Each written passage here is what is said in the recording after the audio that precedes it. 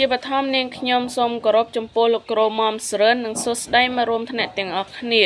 នាងខ្ញុំឈ្មោះភីសុតានជាសិស្សថ្នាក់ទី 12B ធ្វើការសង្ខេបរឿងរាមកេរ្តិ៍ក្រោមខ្សែទី 4 ខ្សែទី 4 បានបង្ហាញដូចតទៅបន្ទាប់ពីក្រុងរាពណ៍បានឆក់យកនាងសីតាទៅក្រុងលង្កាហើយបានជួបនឹងចតាយុបានរារាំងមិនឲ្យក្រុងរាពណ៍យកនាងសីតាទៅតែក្រុងរាពណ៍មិនស្ដាប់បង្កឲ្យមានការច្បាំងគ្នា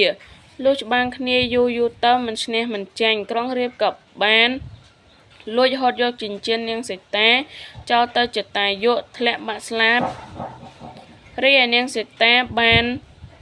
ផ្ដាំផ្ញើនឹងកុកឲ្យយកដំណឹងនេះទៅប្រាប់ព្រះរាមរីឯព្រះរាមបានក្រោយពេលពីបាញ់ប្រើរួចហើយក៏ធ្វើដំណើរទៅជួបនឹងនាងសីតាតែមិនឃើញនាងសីតាក៏យំសោកបោកខ្លួនហើយធ្វើដំណើរតាមរកនាងសីតាក៏បានទៅជួបនឹងចតាយុបានប្រាប់ដំណឹងនេះទៅព្រះរាមរហូតបានធ្វើដំណើរយូរទៅបានជួបនឹងកុកក៏បានយកដំណឹងនេះប្រាប់ទៅព្រះរាមហើយព្រះលក្សណ៍ក៏បានថ្មាសតេះដៀលកុកចំណែកឯកុកក៏បានថ្មាសតេះដៀលព្រះរាមនិងព្រះលក្សណ៍ពេលព្រះ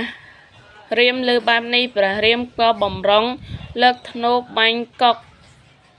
តែកុកបានសុំអង្វរហើយសុំជួយច្បាំងយកនាងសីតាមកវិញពេលធ្វើដំណើរទៅព្រះរាមបានជួបនឹងយក្សឈ្មោះកុំ1000ដែលមានបំណងសម្លាប់ព្រះអង្គក៏បានលើកធ្នូថ្លែងសរសម្លាប់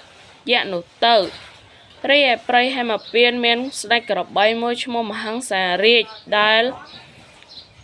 បានសម្លាប់កូនដែលកើតមកឈ្មោលទាំងអស់ហើយទុកតែកូនញីចំណែកឯនាងសតមណ្ឌលគិរី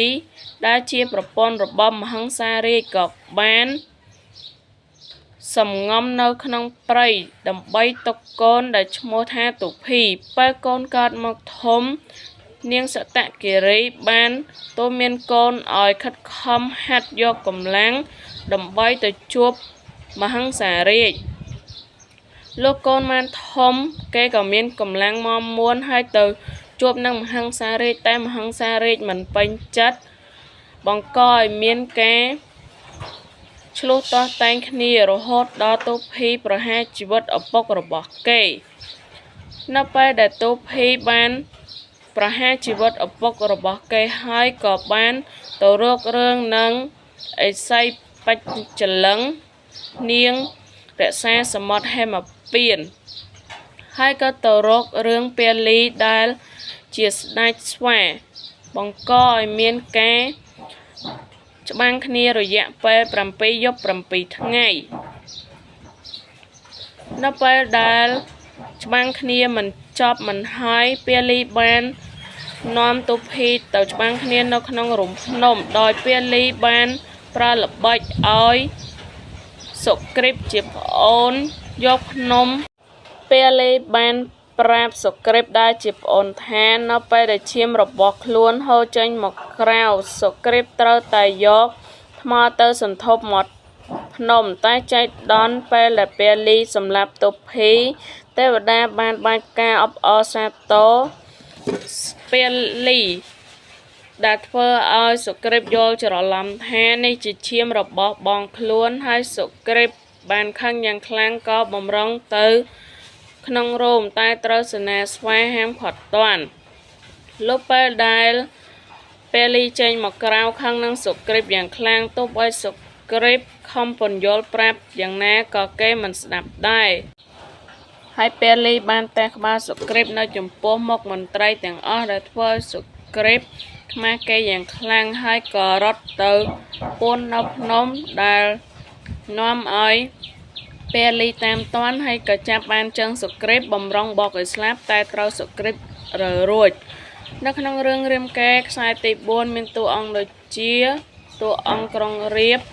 ព្រះរាមព្រះលក្សណ៍នាងសីតាចតាយុកុកក្របីមហង្សារាជ ប្រពន្ធរបស់មហង្សារាជគឺសត្តគិរីទូភីដែលជាកូនរបស់មហង្សារាជពាលីនិងសុគ្រីពសូមគោរពអរគុណដល់ចំពោះលោកគ្រូអ្នកគ្រូទាំងអស់សូមជម្រាបលា